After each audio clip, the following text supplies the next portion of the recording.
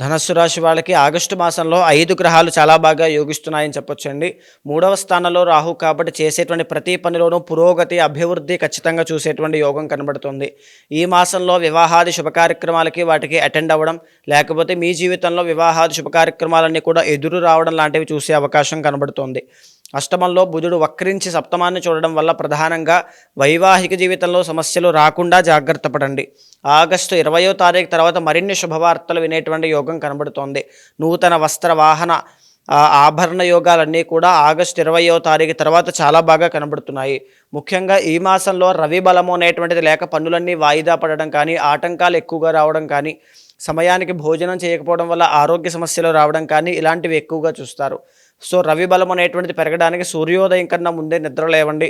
ఆదిత్య హృదయం లాంటి పారాయణ చేయడం కానీ, గోధుమలు దానంగా ఇవ్వడం కానీ ఆదివారం నాడు తప్పకుండా చేస్తే రవి బలం అనేటువంటిది పెరుగుతుంది. ప్రధానంగా అర్ధాష్టమ శని దోషం తగ్గడం మూలాన పనులన్నీ కూడా ఫాస్ట్గా ఇంకా మూవ్ అవ్వడానికి, ఆటంకాలు లేకుండా ఉండడానికి గణపతి యొక్క మంత్రాన్ని నిత్యము జపం చేయడం చాలా మంచిది.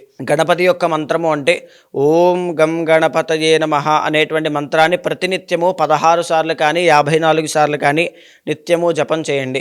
కెరీర్లో తెలియనటువంటి కలహాలు, వివాదాలు, తగువులు లాంటివి వచ్చే అవకాశాలు ఉన్నాయి.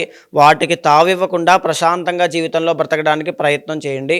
ప్రతి నిత్యము కూడా గణపతి యొక్క ఆరాధన, ఆదిత్య హృదయం పారాయణ చేయడం ఆగస్టు మాసంలో చాలా మంచి శుభ ఫలితాలు ఇస్తుంది.